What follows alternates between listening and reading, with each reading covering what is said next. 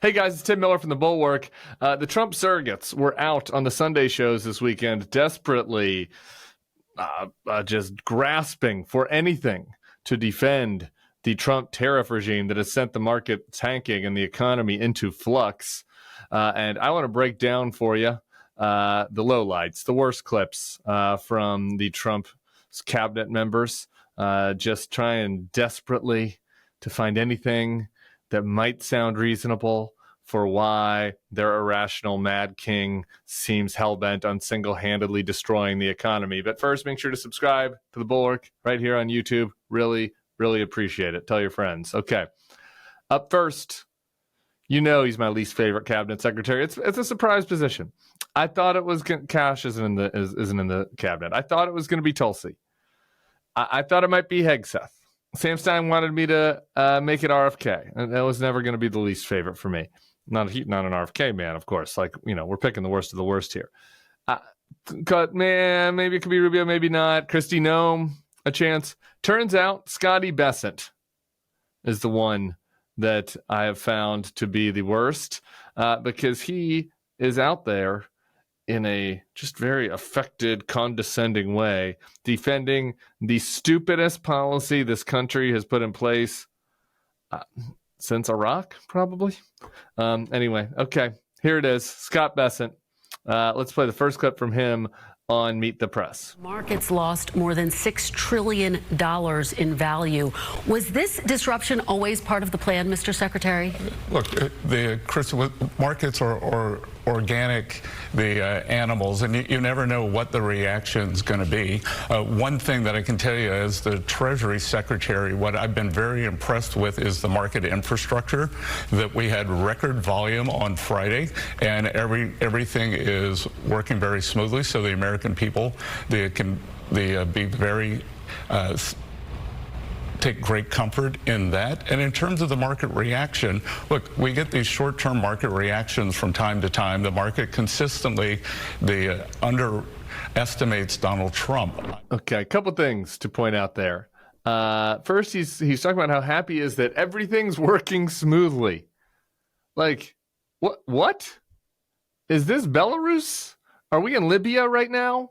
Like, it is something that we think is nice if the markets don't totally crash or not work, or as long as people can make their trades. Are we living in a trade and barter system? Are we returning to autarky? We're like, what? Yeah, in the United States, the fucking stock market should work. All right, that's not really like a pat yourself on the back type situation, but okay, you're looking for something. I get it. The line at the end there, though, was the one that most stood out to me. Scott Bessent wants you to think the market underestimates Donald Trump. That Trump is going to surprise them and turn everything around. That's the opposite of what happened in the stock market this week. I thought that you were an investor. I thought that you were an expert from hedge fund world. I thought you understood the market system and capitalism and stocks and bonds and buying and selling and short. I thought you understood this. The fact that the market crashed this week was a reflection of the fact that the market overestimated Trump. Okay? They didn't think you all were going to be this fucking stupid. Because if they realized, like I did, if they'd been listening to the Bulwark, if the, Wall Street poobahs had been listening to the Bulwark, they would have known that this was going to be a disaster. And, the market would have priced that in between November and April. But they were hopeful that, I don't know, cooler heads would prevail, that their man Scotty Bessent in there would be able to talk Trump off the ledge. Nope. They were wrong. So the market overestimated Trump, actually. That's why it crashed. So there's Bessent. Probably, actually, the worst cabinet secretary is not Scott Bessent, but is Howard Lutnick. He's next. But he's so stupid that it's hard for me to kind of get my dander up about him, and he's like a clown. I don't know about you guys, but I'm much more agitated by somebody who seems like they know better, who's nefarious, where I put Bessent in that category, versus somebody who is a moron putting on clown makeup and just trying to get attention for themselves. It's kind of why the Dan Crenshaws of the world are rile me up more than the Marjorie Taylor Greens. Okay, anyway, Lutnick is in the latter category. We'll have two clips from him. Face the Nation on CBS. Let's play the first bit. Mr. Secretary, the campaign's over. You won. So I'm asking what the plan is. So the Treasury Secretary said on another network, we're going to hold the course. It's not the kind of thing you can negotiate away in days or weeks. That makes it sound like the tariffs are staying in place at least for days or weeks. Is that correct, or is the president considering postponing implementation to negotiate? There is no postponing. They are definitely going to stay in place for days and weeks. That is sort of obvious. The president needs to reset global trade. Okay, so here he's just laying the groundwork. There's not going to be any postponing. There's still some wish casting out there. I'm seeing it among my old traditional conservative friends. Oh, he's just going to negotiate. He's just going to negotiate. We're even seeing it from Elon. I'll get to that in a different video. This is all part of some 4D chess strategic plan. And Lutnick is just the blunt force instrument that's like, nope, no postponing. No matter how bad it gets, no matter how stupid it is, we are pedal to the metal. Then he goes on to say, we're going to reset global trade. Reset global trade. Wow. Is that really what people have signed up for? Is that really what people want? Donald Trump, who bankrupted a casino, resetting the global trade order? Are we sure that's going to turn out how people want? And this is like a couple of like populist left people got mad at me on social media over the weekend because they still like tariffs and trade protectionism. And it's like, I guess if that includes you, I guess I would say to you guys, be careful what you wish for. All right. There are certainly some flaws in the American-led, global order that included a much easier transfer of goods around the world. There's certainly been some issues related to that, for sure. But just because one thing isn't perfect doesn't mean what replaces it is going to be better. In fact, usually it's going to be worse. It's the shitification of our society. And so Donald Trump resetting global trade, that should send a chill down your spine. That's what the Secretary of Commerce said today. All right, I got one more funny one from Clown Lutnick. Someone sent me Nutlick on social media. I know I'm a child, but I have to admit that made me laugh. Here's Lutnick. Great American workers. We are going to replace on other the networks. armies of millions of people. Well, remember, the army of millions and millions of human beings screwing in little screws to make iPhones. That kind of thing is going to come to America. Okay. So the army of millions and millions of human beings screwing in little screws to make iPhones, that kind of thing is going to come to America. That is a bad quote, okay? I mean, that is a quote of somebody who has not met a human that works with their hands in many, many years. Is there anybody out there who's like, boy, I'm really dying for a job screwing in little screws into the iPhone? That's going to be real high quality work. I'm going to find a lot of dignity in that job. I mean, that is just an insane quote. It's so stupid that I think maybe if you just kind of like listen to the whole clip and you try to understand what he's trying to say and you're generous to Nutlick, then what you'll see is maybe he's trying to say that we're going to get rid of those jobs. So sorry if you're a poor Vietnamese person that is screwing in little screws. We're getting rid of your job.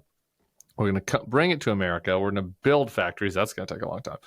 But eventually, we'll have an automated system that does the screwing into the little screws, and that there will be more jobs for Americans to like oversee that and troubleshoot and engineer. And I guess that's the generous pitch. There's some problems with that, including the fact that like currently right now in America, we actually have a shortage of people who work in manufacturing. Like there are more manufacturing job openings than there are people that want those jobs. So, you might remember the whole Haitian migrant thing. Like the reason why Springfield had to import a lot of Haitian migrants is because there has been a renaissance of manufacturing in Springfield and there weren't enough Americans to do the job. So a lot of holes there. It does make you chuckle. The idea that the army of millions and millions of human beings screwing in little screws to make iPhones is going to come to America. I mean, That is a classic quote. All right. Next up, my favorite. She's a sleeper. She is a sleeper for worst. It's hard to make the Secretary of Agriculture the worst cabinet secretary, but she's trying. She's Brooke Rollins. Let's watch Brooke Rollins with Jake Tapper on CNN. President Trump laid out with a giant graphic of all the countries where tariffs were going to be, what he called reciprocal tariffs, were going to be imposed. And you're imposing a 10% tariff on the herd in McDonald Islands. The herd in McDonald Islands have 0 human inhabitants. They have 0 exports. They have 0 imports. They do have a lot of penguins. Why are you putting import tariffs on islands that are entirely populated by penguins? Well, I mean, come on, Jake. Obviously, here's the bottom line. We live under a tariff regime from other countries. We have too long the McDonald Islands is not imposing the idea that America goes first. I mean, come on. Whatever. Listen, the people that are leading this are serious, intentional, patriotic, the smartest people I've ever worked with. I did not come up with the formulas. I'm the ag secretary. I studied agriculture at Texas A&M. Hooky there. She's struggling. She is struggling. Why are we putting import tariffs on penguins? She doesn't have a good answer, but she will tell you this. She studied ag at Texas A&M, and these are the smartest people she's ever been around. Not exactly the best advertisement for Texas A&M. Just saying that. Go Tigers. Not exactly the best advertisement for Texas A&M that Howard Lutnick's the smartest person she's ever been around. But this is a person that is, I mean, she is grasping. Have you ever seen anybody humming like that? I mean, Jake Tapper giving her the Jake Tapper face. Not a lot of answers from Brooke Rollins. So I don't think it's going to be the Secretary of Agriculture that makes the best case for these tariffs. Maybe, though, it will be the economic expert that they brought in. The Trump administration did bring in Kevin Hassett. Now, Kevin Hassett, I don't know if you know him, but he's an he's a Bushy. He's an old line. He's a Heritage Foundation guy. He's a classic. He was an anti-tariff guy, obviously, in the past, and nerd, but just a nerd who wants to be famous. He's a very ambitious nerd. Bad combo. Kevin Hassett, now the director of the National Economic Council. I'll save you watching the whole pencil-headed defense of the tariffs because it wasn't really any better than the other guys. But there was one clip I did find funny. He was pushed by George Stephanopoulos about why Russia was cut out of the tariffs. It is curious. Let's take a listen to his answer. Why did the president not include Russia on the list of countries who are facing tariffs? There's obviously an ongoing negotiation with Russia and Ukraine, and I think the president made the decision not to conflate the two issues. It doesn't mean that Russia, the fullest of time, is going to be treated wildly different than every other country. But Russia is one of the only countries, one of the few countries that is not subject to these new tariffs, aren't they? They're in the middle of a negotiation, George, aren't they? Well, I'm asking a different question. Why? And I just want to know why. Would you literally advise that you go in and put a whole bunch of new things on the table in the middle of a negotiation that affects so many American and Ukrainian and Russian lives? Not wise. Introduce new issues into these negotiations midstream. That's interesting. We're doing a lot of negotiations, though, right? We're in some negotiations in the Middle East. They weren't exempt. We're apparently doing negotiations with Panama and Greenland and Denmark. Denmark wasn't left out. You know who else we're doing negotiations with is maybe the more apt comparison, though? Ukraine. You know, the other party at the negotiation table. The one that got invaded. The one that is still suffering from bombings every night from their neighbor that is trying to conquer them. You know, those guys. I know this administration doesn't really like to think about them very much unless they're demanding that they ask for that they give thank yous. But Ukraine is also part of that negotiation. Sometimes, you know, easy to forget if you're a Putinista. But what was I'm trying to remind myself, what was the tariff put on Ukraine? Let's look. Yes, Actually, it was 10% tariff placed on Ukraine. So it's not wise to introduce new issues into these negotiations midstream thesis seems to only apply for the bad guys in the negotiation. The people who are ostensibly on our side, we're going to tariff them. Fuck you. Throw that on the table. Good luck. Just like we're giving away your territory, we're going to steal some of your rare earth. And we're also going to tariff you. They're just expected to bend over and take it.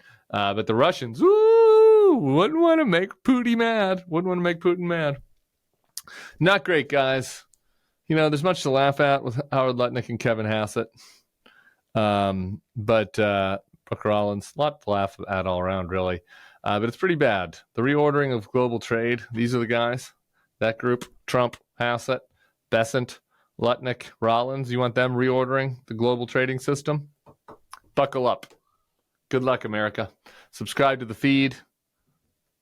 We'll see you soon. Hey, YouTube fam, if you want to support the Bulwark, the best way to do it is by becoming a YouTube Bulwark Plus member. The Bulwark is truly independent. We have no corporate overlords. We're not settling any dumb lawsuits with Trump. By joining, you help support our work, and you can get a bunch of perks right here on this platform. Ad-free content, bonus videos, live streams, and some emojis of me, which I guess some people want. So come join, come hang out, become a Bulwark YouTube Plus member, and I'll be seeing you in the comments. So behave.